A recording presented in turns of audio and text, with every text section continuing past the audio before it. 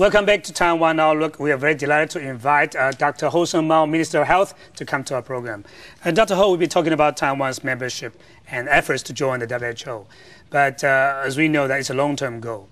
But we still, try our best to contribute to the international community, our experiences, our achievements, and so on. Could you tell us more about that? Yes.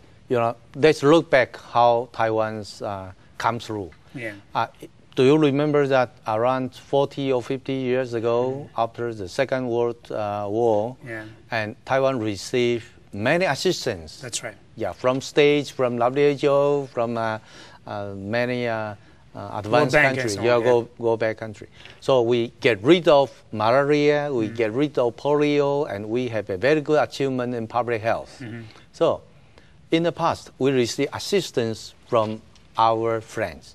Nowadays, we have this capability, we have this ability, we want to be a good contributor to the rest of the world. Okay? Yeah. So I established, especially 2 years ago, I established a so-called Taiwan IHA, Taiwan International Health Action. And it is a conjoint force by Department of Health and Ministry of Foreign Affairs. I put these two departments, two ministries together, and we have our men and on call 24 hours. If there is anything happen, disaster or anything happens around our nation, and then immediately we can send out our professionals, send out our resources. Let me give you some examples. In Philippines, 1.5 years ago, there is a mudslide. Mudslide in Philippines. After I got the news, 20 hours, our resources, our professionals has been touched down the airport of the Manila. I see. And also in Indonesia, earthquake.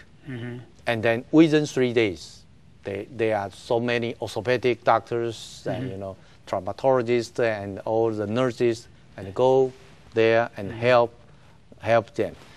Well, let me mention the other, Burkina Faso for malaria, St. Tomé, Marshall Islands and Solomon Islands, whether they have earthquake or even they have dengue fever in South Paraguay. And we send our people there. Yeah, we send our people. We just want to show to the world that we are a country of love. We want to contribute what we have.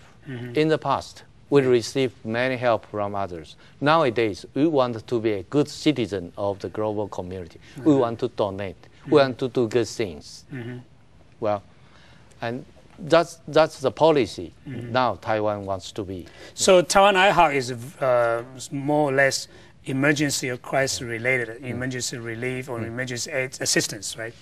Do you also have this kind of long-term arrangement for our medical professionals to help other countries? Yes.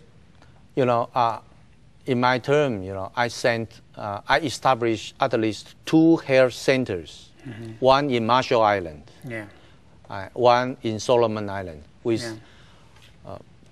permanent deploy of medical professors, medical professionals and nurses to establish Taiwan Health Center.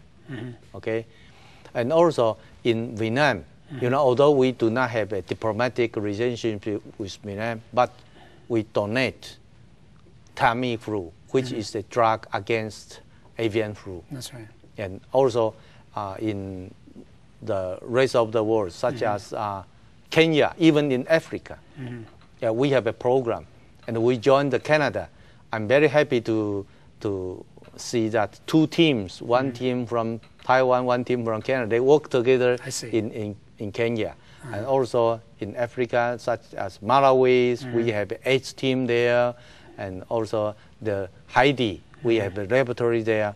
We're trying to show to the world that we can do it, and we love to do it. I know that some medical students also participate in this kind of alternative military service, right? Yes. And we encourage the medical students, to spend, maybe 1 year outside to get a better scope of the world. That's and right. they love it. They love it. That's right. How about international cooperation projects between our professional groups and other countries' professional groups? Yes, also, such as Czech, EU, Czech, we established a bilateral memorandum on avian flu. Yeah, we help each other's exchange of the information and exchange of the specimen. Yeah, and Taiwan wants to establish any possible bilateral relationship in terms of technical, this kind of exchange of the informations. Are you also helping other countries to train their professional students or medical students? Yes. Yeah, we have very good program in hospitals, such as nursing training.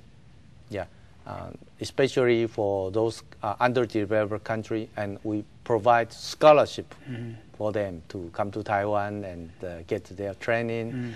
And another thing is that we establish a very good way to, in Taiwan, because of the national health insurance, the hospitals are very competitive in buying new equipment. Okay, so some of the equipment, they are good, but they are not so modern. Okay, but the hospital usually say, "Oh, we don't want this kind of equipment because they want to have a more recent, newly developed one." So I ask all the hospitals if they have this kind of second-hand equipment, but still very workable, very useful. They donate to Department of Health, and I maintain it and make it very workable, and we send out.